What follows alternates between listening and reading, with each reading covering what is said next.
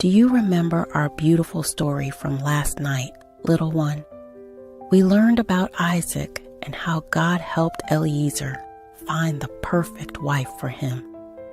Gentle Rebekah was so kind at the well. She gave water not just to Eliezer, but to all his thirsty camels too. Her heart was full of love and kindness. When Isaac saw Rebekah walking toward him in the golden sunset, he knew right away that God had chosen perfectly. They had such a wonderful wedding with music and dancing. Abraham clapped his hands with joy because God's special plan was continuing through Isaac and Rebekah. God always brings the right people together at just the right time, doesn't he? Isaac and Rebekah were so happy together, and they prayed every day for God to bless them with children. After waiting and waiting with patient hearts, God gave them the most amazing surprise. Not one baby, but two. Twin boys were born on the same day.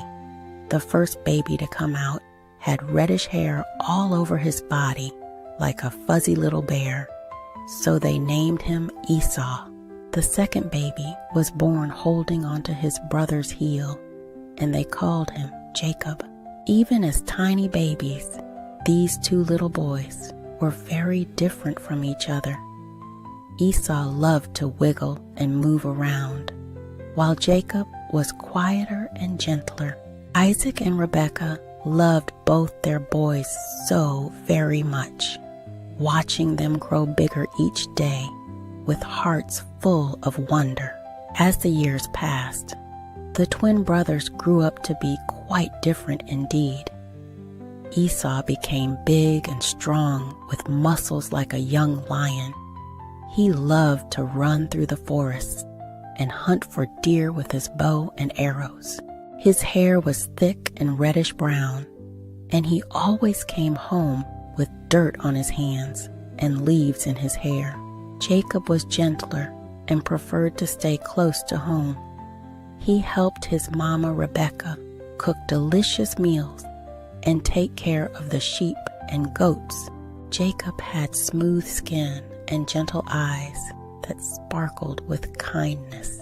But something began to trouble Isaac and Rebekah's hearts.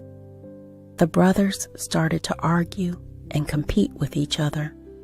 Esau would boast about how strong he was, while Jacob felt left out and different. Their home, which used to be filled with laughter, sometimes echoed with the sounds of bickering. The biggest problem was something called a birthright. In those days, the firstborn son would receive something very special when his father grew old. He would become the leader of the family and receive most of his father's sheep, goats, and land. Since Esau was born first, even though it was only by a few minutes, he would get this special birthright. But here's what was troubling. Esau didn't seem to care about these important family responsibilities. He only wanted to hunt and play and have fun. Jacob, on the other hand, spent his days thinking about God and family and taking care of others. Jacob's heart longed to be the one to carry on God's special promise to Abraham and Isaac. Why should birth order matter so much? Jacob wondered as he stirred a pot of lentil stew. I care so much more about God's plans than Esau does. One particularly long day, Jacob was at home making the most delicious smelling stew with red lentils, onions, and herbs. The steam rose up from the pot like sweet-smelling clouds, and the aroma filled their whole tent. Jacob stirred the stew carefully with a wooden spoon, thinking about how he could serve God and his family better. As he cooked, he prayed quietly in his heart. Dear God, you know how much I want to be part of your wonderful plan. You see my heart and know how I long to serve you. The stew bubbled and simmered, making the most mouth-watering sounds.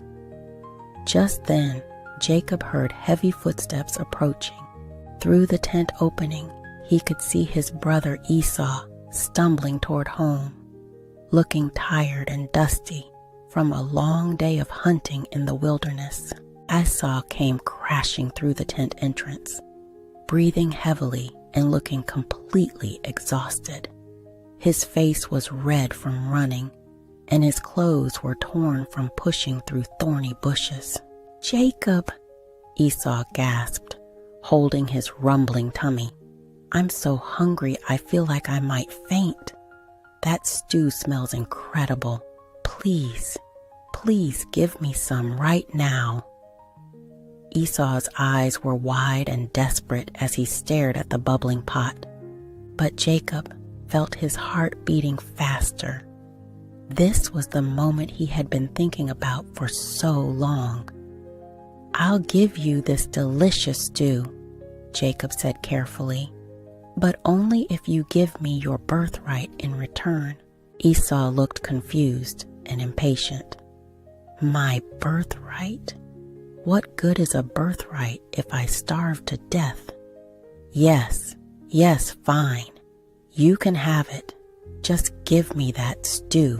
Jacob looked into his brother's eyes to make sure Esau really meant what he was saying. "Do you promise, Esau? Do you really want to trade your birthright, all the special responsibilities and blessings that come with being the firstborn, just for this one bowl of stew?" Esau nodded eagerly, not thinking carefully about his choice. "Yes, I promise. I don't care about all that boring family stuff anyway. All I want is to fill my empty tummy." So Jacob ladled the warm, hearty stew into a wooden bowl and handed it to his hungry brother. Esau grabbed the bowl with both hands and started eating so fast, slurping and munching with great satisfaction. This is the best stew ever," he said between big bites. And just like that, the birthright passed from Esau to Jacob. God had been working in ways that neither brother fully understood yet. After Esau finished every last drop of the stew, he wiped his mouth with the back of his hand and sighed happily. "Thank you, Jacob. That was exactly what I needed." He gave his twin brother a big hug and went off to rest, not thinking much more about what had just happened. But Jacob sat quietly by the fire, his heart full of wonder and gratitude. He knew this was part of God's amazing plan that started with great-grandfather Abraham, continued through grandfather Isaac, and now included him. Jacob whispered a prayer of thanks. "Dear God, help me to be worthy of this great responsibility. Help me to serve you and take care of our family with wisdom and love." The stars twinkled brightly overhead, and Jacob felt peaceful, knowing that God was guiding his steps, just like he had guided Abraham and Isaac before him. Sweet little one, sometimes the choices we make, even quick ones, can be very important for our whole lives.